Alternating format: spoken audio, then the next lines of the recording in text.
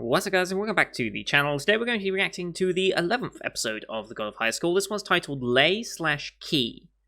I'm not quite sure what lay is meant to be, but I think we all know what key means because we've been searching for it and trying to protect it this entire time.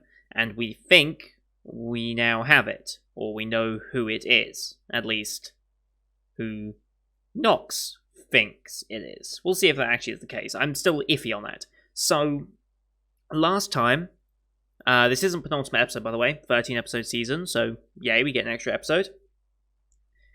Last time we looked at the backstory more of Ilpyo Park, and Jagal, or Taik Jagal. I'm just going to call him Jagal because that's what I've been referring to him recently. And see the backstory between those two, because we've seen the scene where he was like, you need to apologize or say sorry, or something to that effect, whilst Park was beating him down. And that's because of his actions during a martial arts tournament of some description, where he completely shattered her leg to the point of walking, possible, martial arts completely out of the question. So, effectively ending her career right there and then, and was completely malicious, and I don't know how he didn't get any form of sanction or anything happen to him, because he did it in the middle of either a tournament or a class or something. Like, how he was not reported, like, I don't know how we're just skipping over that bit. Like, if it was in like a backroom thing, just like in an alleyway doing some training outside of anything, then yeah, okay, maybe it could happen, but like, yeah, I don't know how he got away with that. Anyway, so we learn more from Mujin Park. I assume Mujin and Ilpyo are related. I don't know if it's been explicitly stated that they are yet, but I assume they would be. Maybe they're not. Mujin has shown no particular special interest in Ilpyo at this time, so I don't know if there is a relation there. It might just be coincidence that they're both Parks. So yeah, we get some backstory from him to Mori and our main group, that Nox, they worship one sole god, so monotheistic, and want to murder all other god and chariot users so they're the only ones left. Whether there's a further goal beyond that, other than just we are the true, therefore we must eliminate all the false believers, I guess it's just something like that. It's a very realistic worldview, shall we say, for some religions. So yeah, Long, who we thought may have been killed by Mori as he tried to get back to the tournament, was alive, and we then saw Jagal show up and seemingly interpose himself as a third faction in all this, because we've got the tournament organizers and the Six working together to defend the key. We've got Nox, this antagonistic organization that wants to eliminate all sources, including the key, or control the key. I'm not sure if they want to eliminate or control said key. I think they want to control. And then we've got Jagal here, who's also after the key, but as of right now, no known intentions. I'm going to assume it's a selfish intention for him to gain that power. I guess he'd want to steal the key, if that is something that's physically possible. But that's where I'm imagining his allegiance will end up going, because we haven't really seen why he wants the key yet. We know he's after it, and is willing to murder for it, because he just murdered Long. Because he got all the information he needed, and just murdered Long there and then, with his Megalodon shark thing. Yeah. But yeah, we then had the fight between Mori and Ilpyo. Ilpyo pointing out every single weakness, and the two bonding a little more over their fight, enjoying the fight together. Ilpyo thinking back to his promise with Taijin, the grandfather. Like, if you ever get the chance to train him, do so, essentially, and help him become stronger. And that is what has basically happened. And in imitating and incorporating the styles of Mira and Dewey, he's fixed his weaknesses, essentially, and is able to best Ilpyo. Meanwhile, all that's going on, what's his face? Mujin Park, is fighting against one of the Nox cultists known as Mandiok, I think. Yes. And the Mandioc summons their god down, the sword that we've seen before, but also a shadowy entity that is presumed to be their god, I guess. Doesn't look like a very nice god, let's be honest. It's not the ethereal coming down, the white robes and all that. No, it's like a black, dark demon entity. So yeah, we also have one of the members of the Six come in and help defend, because Mujin on his own probably wouldn't have been able to. So we have just one of the Six able to come and defend it. Imagine what all 6 of them would be able to do, because that's 2 members of the 6 able to defend against their god right now, or at least their current attack, if they're prepared. Whether they need all 6 of them to defend whatever the final battle is of this show, I don't know, but I think the final battle is going to go way beyond this first season. It's probably going to be a second or third season thing, depending on what the pacing of this manhwa is like. But the god's defeated, Mori wins, and it looks great. However, that's when Ilpyo receives, or at least unlocks something of his Chakriki or Chariok. I'm saying Chakriki because that's how the Japanese is said. And it looks like a Ninetales. I'm wondering about that, because depending on which interpretation of the lore they go for, it could be a good or evil entity in that aspect. I don't know which side they want to play there, but Mandioc seems to believe this is the key. That Ilpyo, I'm going to get their names mixed up, I swear. Ilpyo is the key. At least that's what he believes, or at least this has unlocked the key. I still have some doubts about that, but when your main antagonist says they found what they're looking for, you kind of need to be worried, realistically. So we'll see if it actually is, as things say, but I get the feeling that if Ilpyo is the key, then Mori has to be something else related to the key. Maybe he's meant to be the guardian of the key or something. I don't know.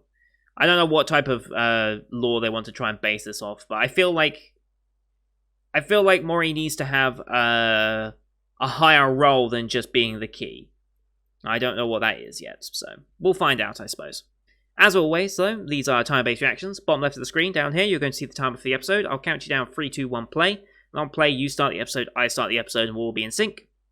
Watching this on the official Crunchyroll version, almost messed it up, which is where it's been licensed a whole season here in the UK and US. I will call out the OP when it starts and ends, so you know we're roughly in sync. You can also use the screen glare to judge when the scenes are transitioning. Yeah, with all that said, let's get into episode number 11, shall we? In 3, 2, 1, play. There's Crunchyroll's Originals logo. Ooh, we're going into a... Oh, we're explaining the Ninetale already, okay.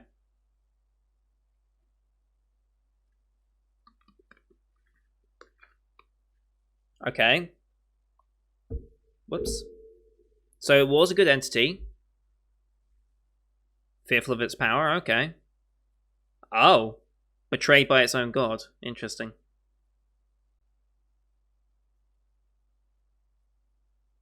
Oh shit, half of heaven got just... Wow, alright.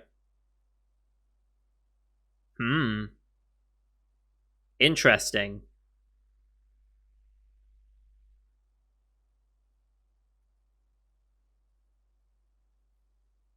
Is the god they describe here the god that Nox worships? OP time, by the way. I'm going to assume that by referring to God, they're referring to the god that Nox is following and worshipping and utilizing the power of.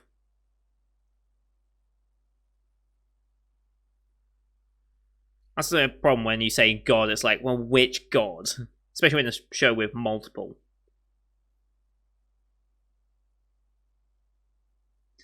I mean, that would certainly explain being the key. The Ninetale has sworn revenge on Nox's god.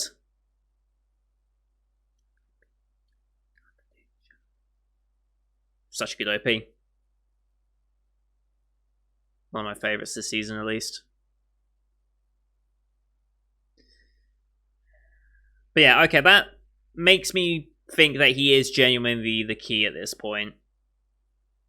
But I feel like Mori still has a higher purpose than just the key.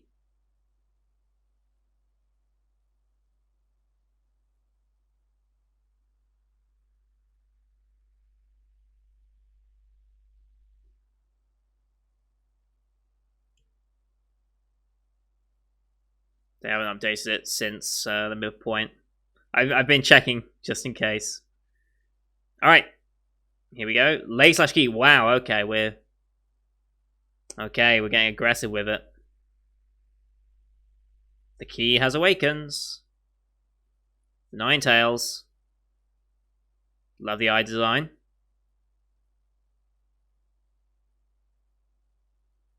Mm-hmm. Who's watching? Jagal, yep. Oh ho.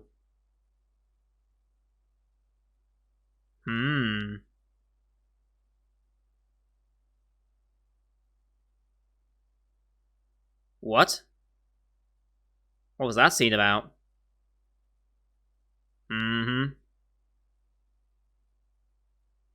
Yep. The power that defies gods. And yeah, it is referring to their god.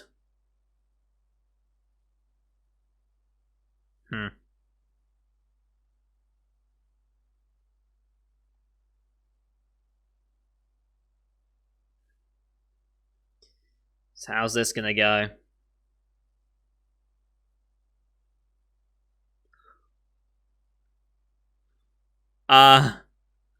Okay. Alright. See how it is. Yeah.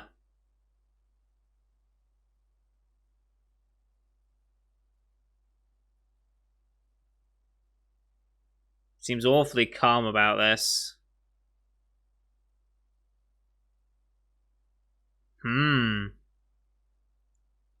Oh. Oh boy. This isn't gonna end well for you, I don't think. Unless you unlock your Chakriki or whatever it is.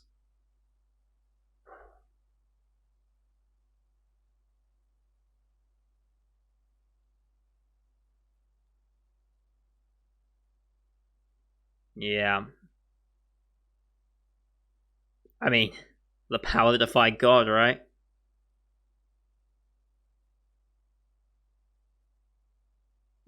I think you are. Unless main protagonist power comes out of nowhere. Oh. Oh. Okay. Yep, no. You don't get that. You don't get to utilize that.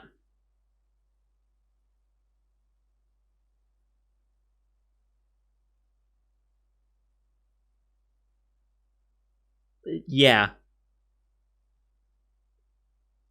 Oh, it's overexerting? Oh, a fragile hold. You see the eye changed back to a human eye? Yeah. The spirit's not fully manifested.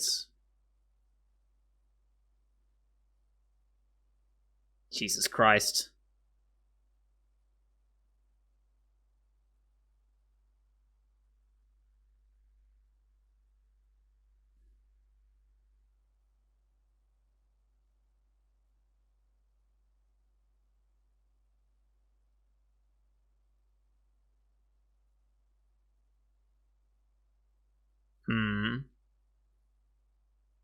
Just using that power as your own?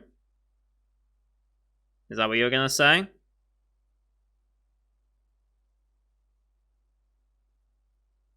Mm-hmm.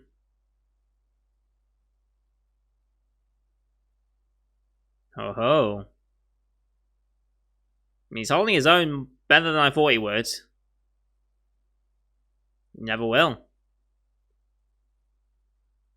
Wonder if he's gonna unlock his.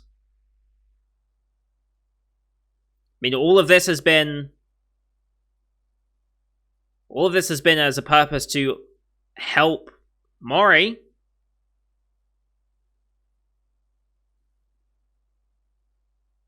Oh, damn. Jesus Christ.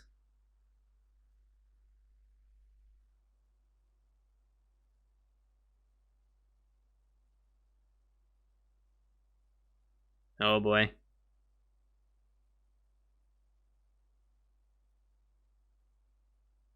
What's this were? Don't you mean are strong?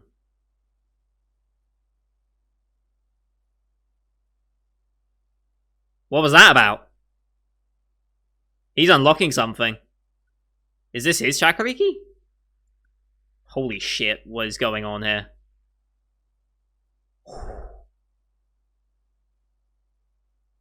Oh. Oh. Excuse me? Excuse me, what? I love this suspenseful build-up music.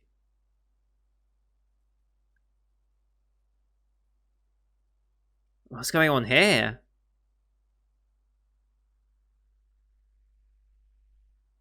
What? That's the symbol that's been in his eyes this whole time. Mori's eyes. Is the roof gone? Has he created a sky inside? Summoning thunder?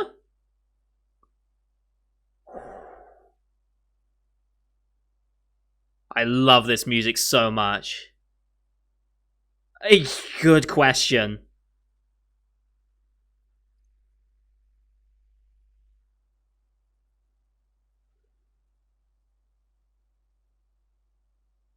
Holy shit. Is he summoning a bolt of lightning? What is he summoning?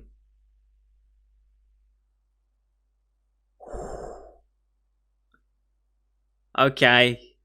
Just a maelstrom of wind and fire. But it's defying the power that defied God. Like, Jesus Christ, okay.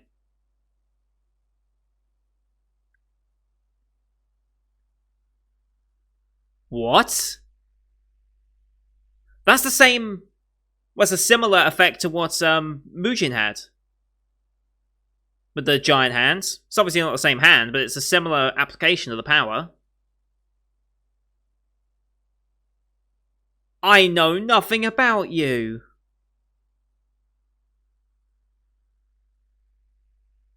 But he has the power to defy the spirit that defied God and burn half of heaven.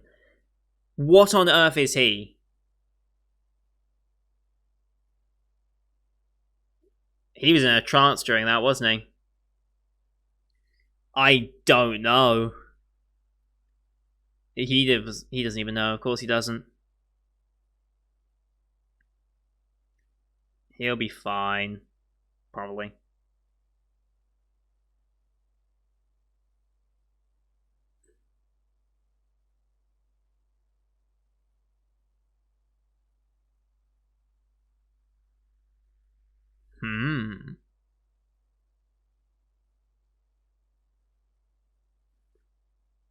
Huh?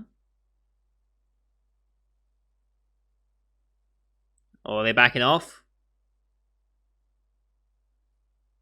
Save the girl. Good choice. He's just gonna leave.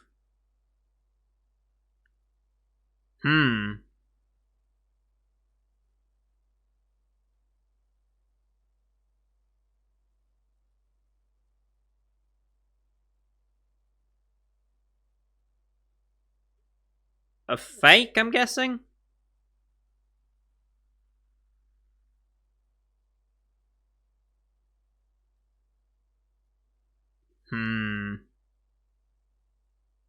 Yeah, they're all celebrating.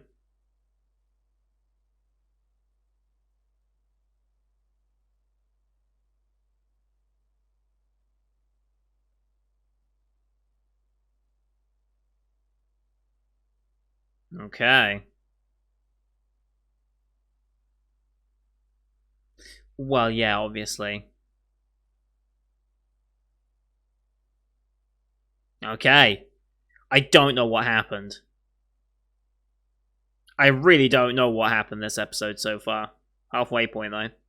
And we back. What is this? Okay, we're back at the hospital, okay.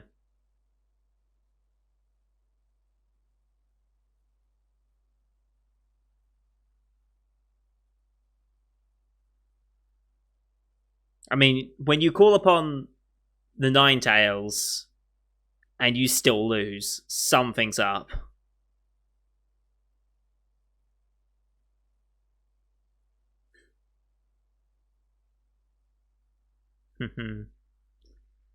I think so. Mm-hmm. It's an ongoing commitment.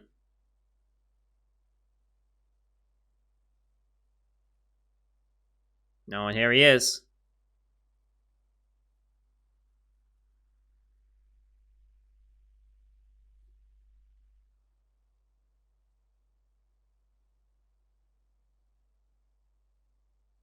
Hmm.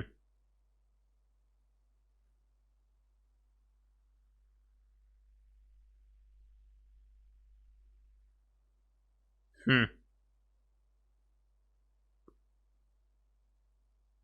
I'm sure.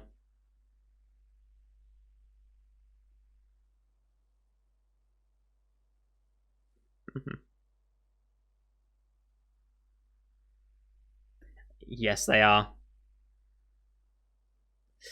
Uh, mm-hmm. So if we've got a Ninetales. What rivaled a Ninetales in folklore? Hmm.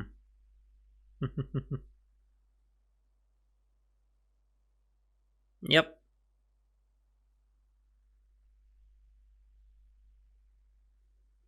Oh, buddy buddy right now.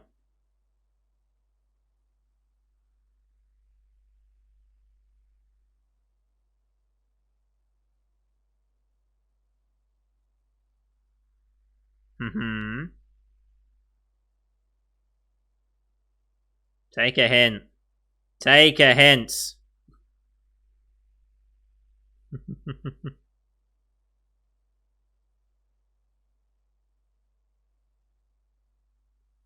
Hmm.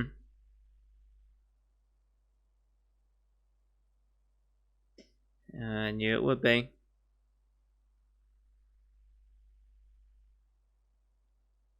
Still missing, right? Yeah.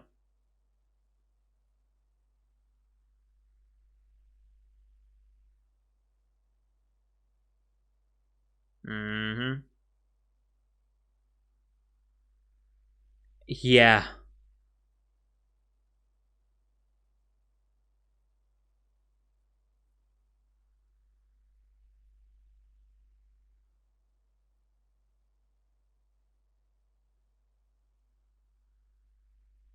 Hmm.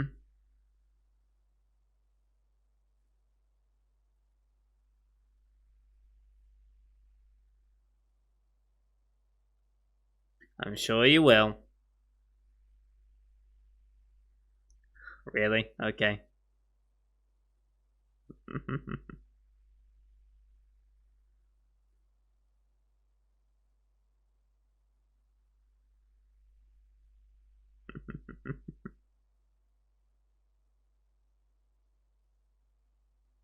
Oh.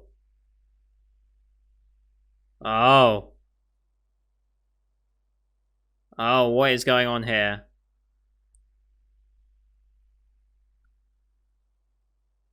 Oh.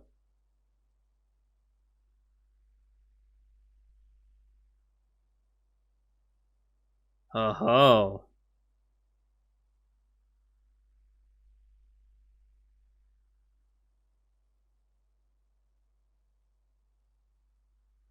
Ho. No, you're not. You're about to die, I think.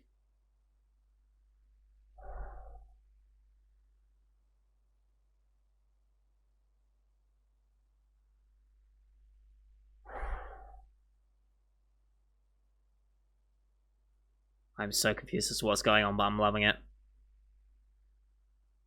No, I got him to stop.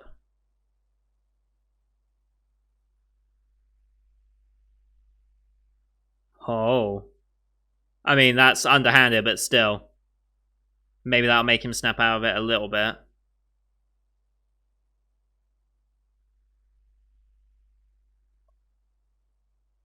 Okay, that's not quite where I thought he was going to go with that, but holy shit. I forgot. Jekyll, bad guy. Well, I don't know if bad or not. What? Uh. What is going on? Oh, now they're involved as well.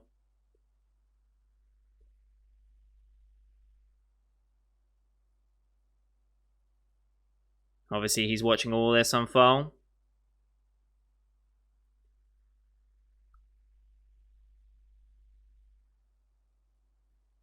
Oh. Yeah. Holy shit.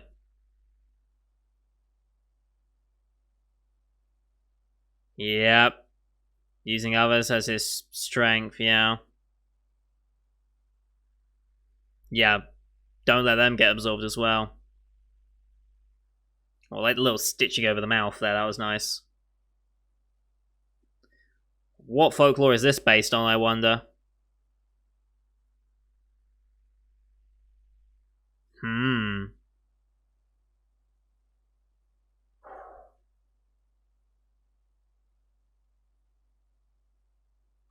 Your prey. Oh, want me to back up? That's disgusting.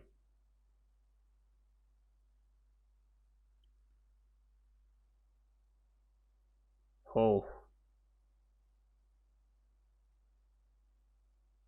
Is she alive still? She is alive, okay. I don't know how, but she's alive. Oh boy.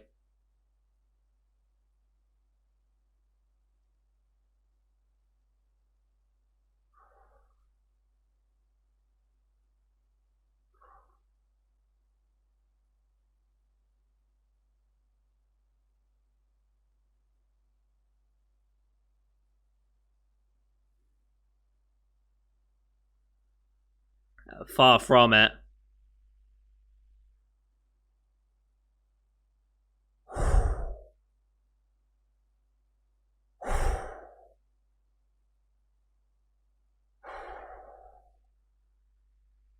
Holy shit. I am so confused.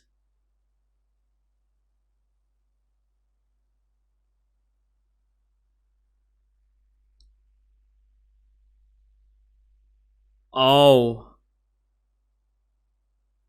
And her leg. Holy shit.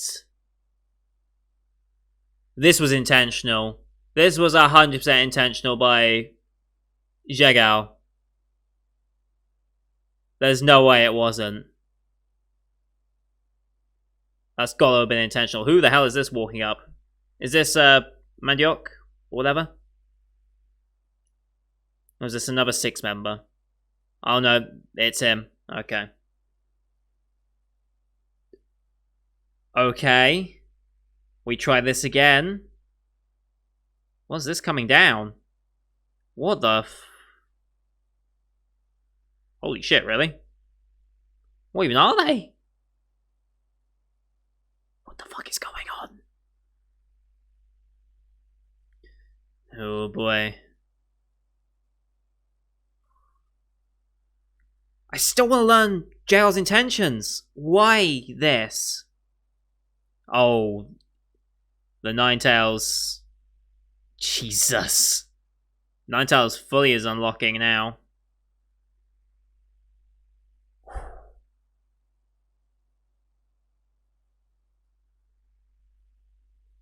Is this all going to plan? Oh. Oh shit, it's over. Well, it's not. You've got 2 more episodes to go, but I get what you mean. Holy shit, what the fuck is happening? Okay. They've been building up to something happening for a while, obviously. I did not expect it to kick off this explosively. It's just like, it all goes to shit just like that. Okay, so Ilpio's team are now injured for life. I mean, prosthetics are a thing, but you know.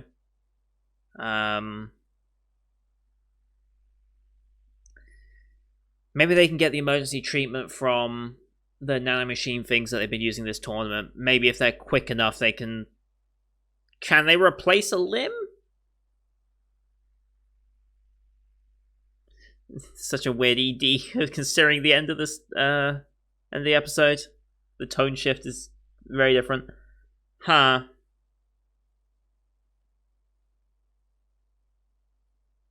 I'm gonna have to think things through here before I actually get into it, because I don't know what I just watched. Holy shit!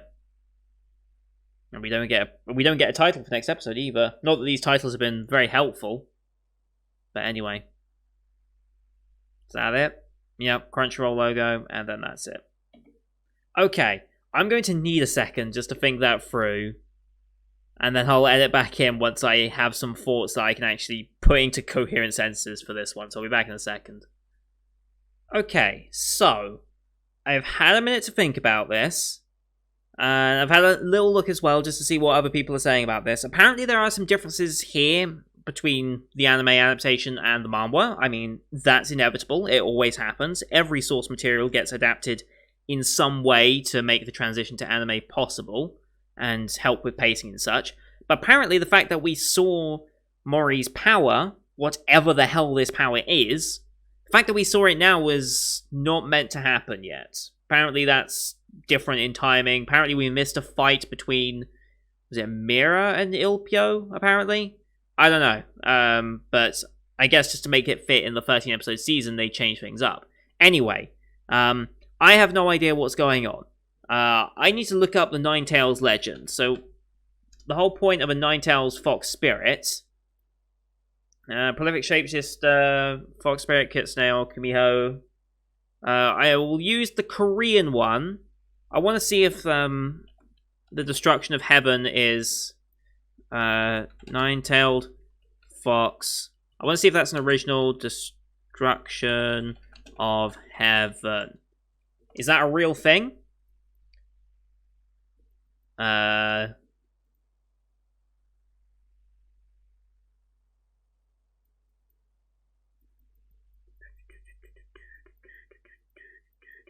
I don't see anything. I see a Naruto-based thing, which is talk about a Ninetales that attacked a village or something, but whatever. I don't see any mention of... I think that's more of an anime thing, or it's maybe a more obscure thing. I don't see... I mean, someone can help explain how much of this they're basing off of what legend. Like, are they basing it off Chinese legend? Are they basing it off Korean?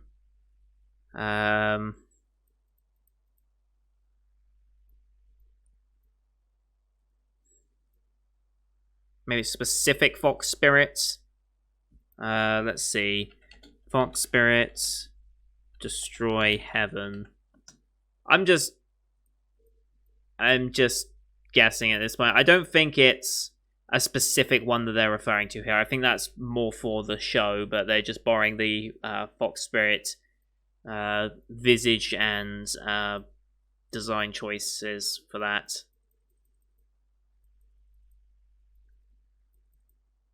I'm going to assume anyway.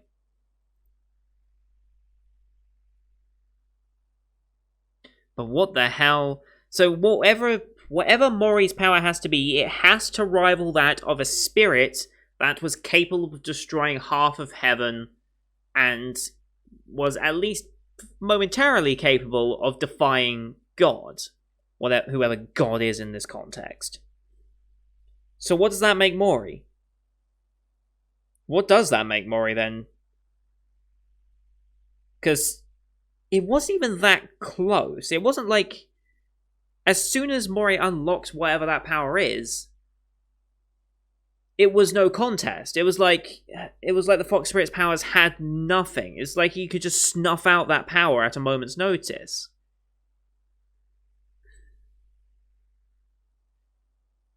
So the only thing that's really higher than that is... Right? Ninetail is a spirit. A great spirit, probably at that.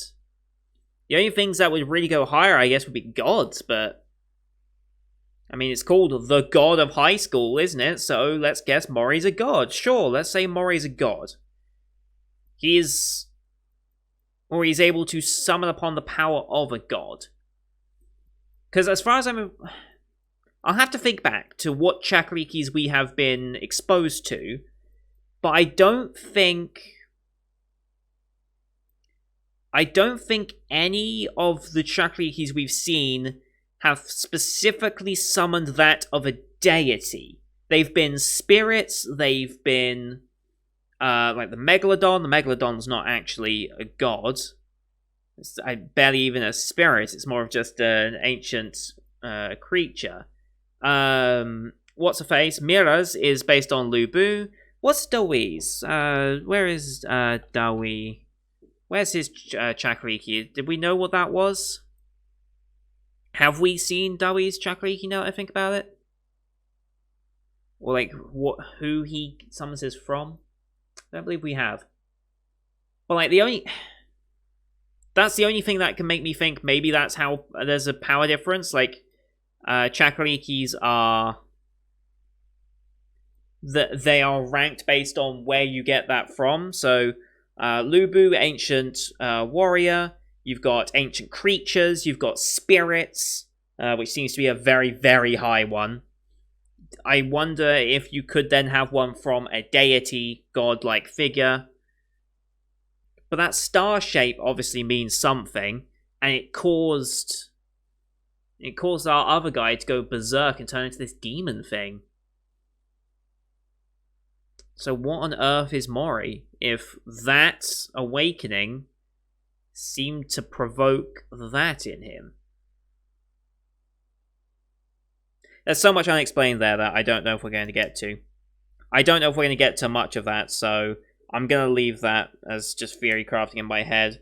My line of thinking suggests that if a great spirit is snuffed out that easily, the only thing above that would have to be a deity of some description. They've played around a lot with the wind and thunder motif. So depending on what deities they go for, I mean, what? Okay, let's see. Korean gods, wind and lightning. Let's see what comes up if I type that. Korean mythology. Let's go. Whoops, it helps if I spell. No lightning. Okay.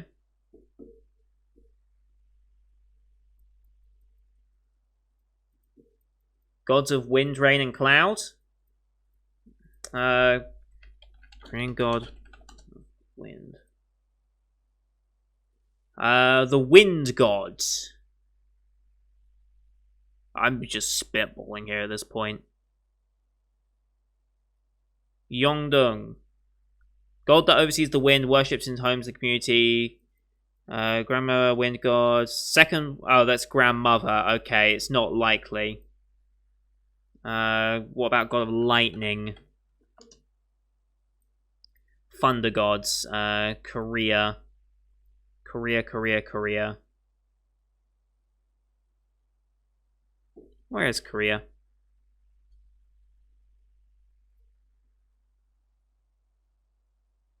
Leishin. That's Chinese.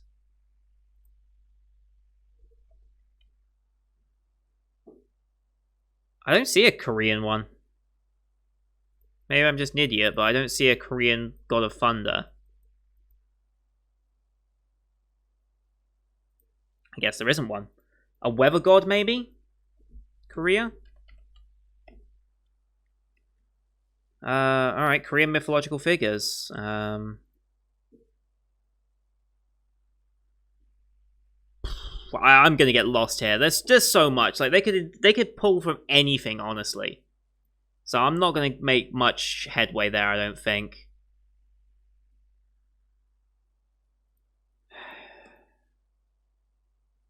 Korean legends. Let's go with this then. See what other Korean legends there are in Korean mythology. I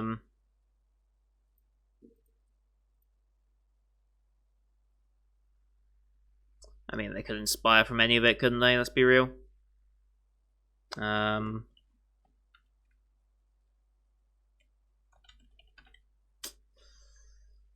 Yeah, I've got nowhere. I've got nothing where they could go with it. But that's my thinking. My thinking is that he's either a great spirit himself, or he's pulling from a great spirit. I don't think he would be a great spirit. I don't think they go that route. I think they say his Chakariki derives itself from a great spirit. Either a great spirit that can rival that of the Ninetale, or he's something above that, which would imply deity of some kind. But I'm unfamiliar with Korean deity, so I don't know how much that would be based off of. I also don't know if the lightning and the Actually, I want to go back to that. When he was calling forth the lightning and he was grabbing something in his hand, I just want to go back and look at that.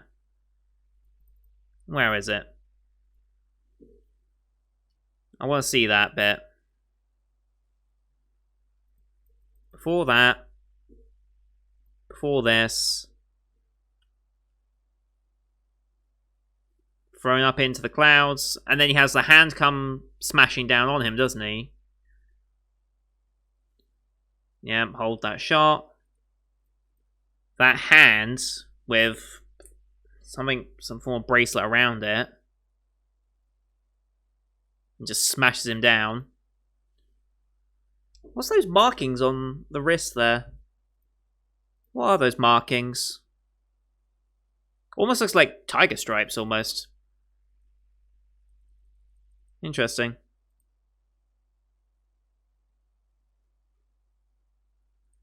Okay, it was just a straight punch, wasn't it?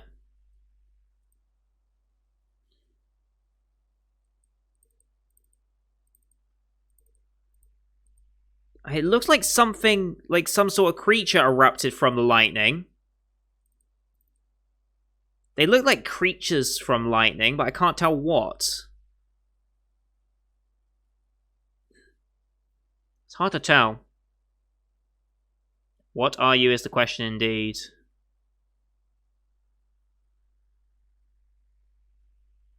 Because he's gripping something. Night Parade of 100 Demons. Let me look at that up. What's the Night Parade of 100 Demons? Is that anything? Night Parade. Night Parade of 100 Demons. A Japanese yokai book. Okay. It's an idiom in Japanese folklore. Orderly processional riot. Uncontrolled hordes of countless number of supernatural creatures. Okay. A similar concept to Pandemonium. Okay. Okay. So basically just unleashing everything. Okay. Interesting that they're drawing from Japanese. I wonder if there's a Korean similarity. Or if that is just a way for a Japanese audience to understand it, perhaps. That would make sense as well. But I don't know where they're going with that. Like I said, I could get lost in a rabbit hole going through all this stuff. And I probably wouldn't even make it that far. Yes, look, you see when Mori pulls back and he's like this. You saw that in his hand, he had like something, almost like a long like staff almost. But like a staff you normally hold like this, not like that. I don't know what. I don't know. I feel like the visual... And you can see it. He holds it and it just sparks with light for a second and then disappears as if he's holding nothing. But you know he's holding something. What is it he's holding? I think that's a clue to what it is, but I have no frame of reference to what that could possibly be. I have nothing. I don't know folklore enough to know what they're trying to imply with this. I'm sure those of you who have read the webtoon see what these visual clues actually mean. For those of you who don't notice it, it's around about the 9 minute 5, 9 minute 6 mark. You can watch him as he holds that staff. or whatever the hell it is. Like, I don't know if it's a staff. It looks long and thin for a staff. But anyway, I'm going to get lost in the rabbit hole if I continue, so I'm going to end it there. Very interesting episode. I feel like a lot of this was just pushed in to make it fit for a 13-episode anime. That's what it kind of feels like. So maybe the webtoon would have paced this differently. Oh, I already know the webtoon's paced this differently because people have been saying that he wasn't even meant to unlock his powers or even win this fight. So any information you guys can give me that is not a spoiler for what's to come, please. I wouldn't mind knowing what differences were made in the choices of this anime adaptation for the sake of timing and things like that. I don't mind that sort of thing. But anything that's not been explicitly stated so far in the anime, please do not say as it is a spoiler. And I'll just delete the comment at that point. So, thank you everyone for watching. I hope you enjoyed that one. Leave a like if you did. As always, helps grow the channel out. This has been a crazy episode, to say the least, and I don't understand a lot of it. So, leave your comments to help me with the little things that I may be able to pick up on.